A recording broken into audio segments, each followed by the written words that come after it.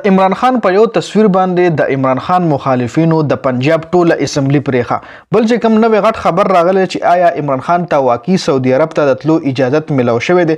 آرمی چیف جنرال عاصم منیر د سعودي عرب بادشاه محمد بن سلمان سره ملاقات کړی دی.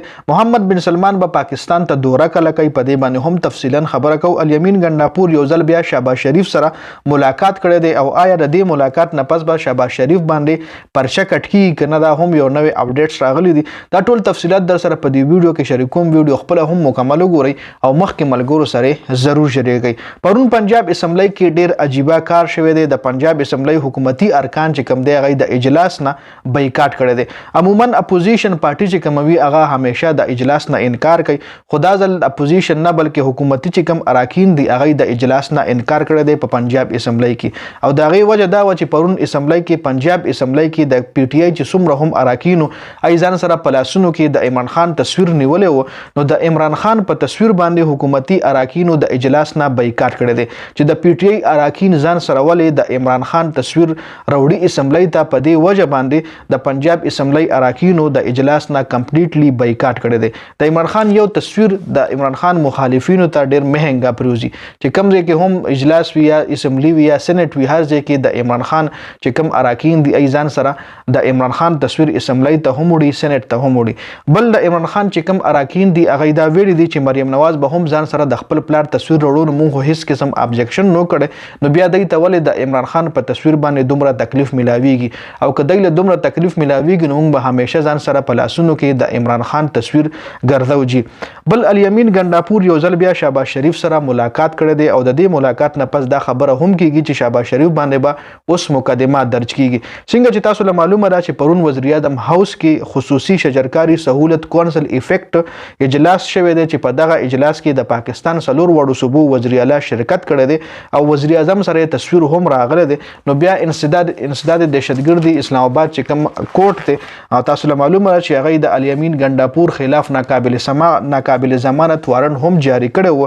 په 18 مارچ راولپنډي پولیس عدالت کې ویلي و چې الیمین ګنډاپور او ورسره نور ملزمان چې کوم دي هغه ځان پولیس ته نه ورکوي، پس موږ ډیر زیات کوششونه کوو خو موږ ته ځان نه راکوي او هغه مفرور شوي دي. نو په دې باندې بیا عدالت دا حکم جاری کړو چې هغه د عدالت بیا د الیمین ګنډاپور خلاف نور چې هغه سره کم کسان انوالو نو په دغه کیس کې نو هغه خلاف بیا الیمین ګنډاپور خلاف مطلب ناقابل ضمانت چې کوم وارنټ گرفتاری هغه بیا ریلیز شوی جی. نو سه پرون چې کوم الیمین ګنډاپور وزیر اعظم هاوس کې موجود وزیر اعظم سره ملاقات کړی دی. نو اوس دا سوال چتیږي چې آیا وزیر اعظم شهباز شریف چې کوم دی هغه الیمین ګنډاپور ته پناه ورکړی و، هغه ولې بیا یو داسې کس سره ملاقات کولو چې هغه پولیس له مطلوب هغه باندې ناقابل ضمانت وارنټ گرفتاری پرچه وه، نو بیا هغه سره ولې ملاقات کول؟ نو په آیا اوس پر نواز شریف باندې نواز شریف نه شهباز شریف باندې به اوس پرچه کټ کیږي که نه، په هغه به کیس جوړیږي که نه؟ د قانون مطابق وزیر اعظم باندې مقدمه جوړېدی شي ځکه هغه یو اشتهاري سره ملاقات کړی دی او پناه یې ورکړې ده. بل آرمی چیف جنرال عاصم منیر سعودي عرب چې کوم بادشاه دی محمد بن سلمان هغه سره ملاقات کړی دی.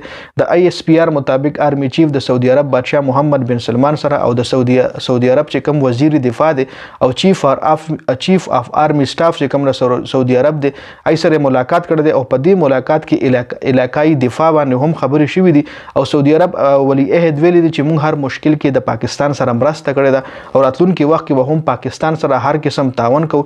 سعودي عرب ولی عہد یو څو ورځې مخکې نواز شریف ته او شهباز شریف ته مبارکي هم ورکړې وه چې بیا ورته شهباز شریف پاکستان ته د راتلو دعوت هم ورکړی و.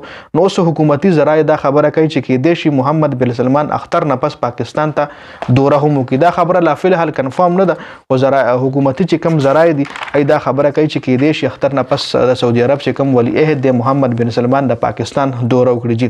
بل آیا واقعي عمران خان ته سعودي عرب ته د تلو اجازت ملو شوی دی؟ د حکومت یافته چې کوم صحافیان دي دا خبره کړې ده چې عمران خان امریکای او یورپ ته تلو باندې رضامندي ظاهر کړې ده. هغه ته ویل شوی دی چې نه ته امریکای او یورپ ته نشي تللی بلکې سعودي عرب ته تللی شي. د سعودي عرب اجازت عمران خان ته ملو شوی دی. دا مطلب دا دی چې عمران خان ډیل ته د پاره رضا شوی دی. دا حکومت چې کوم صحافیان دي حکومتي چې کوم حمایت یافته صحافیان دی دا خبره کوي چې عمران خان یو قسم له ډیل لپاره تیار شوی دی. خو بل طرف ته چې کله هم عمران خان سره صحافیان ملاقات وکړي د دې دواړو ملاقات وشي نو عمران خان همیشه دا خبره کړې ده چې په جیل کې به مړ شم خو ډیل نه کوم او بل ملک ته نه ځم، پاکستان زما وطن دی، پاکستان کې به ژوند کوم، پاکستان کې به مړ کېږم هم. او بل طرف لا د حکومتي چې کم حمایت یافته صحافیان دی دا خبره کوي چې هغه یو ځل بیا رضامندي ظاهر کړې ده امریکې ته تللو او یورپ ته تللو او حکومت ورله ویلي دي مطلب چې ته صرف سعودي عرب ته تللی شې. نو دې کې هم زما خیال هېڅ قسم حقیقت داسې نشته. بیا هم د ویډیو کتلو زیاته مننه. د اپډیټس ویډیو مخکې ملګرو سره ضرور شریکه کړئ. والسلام.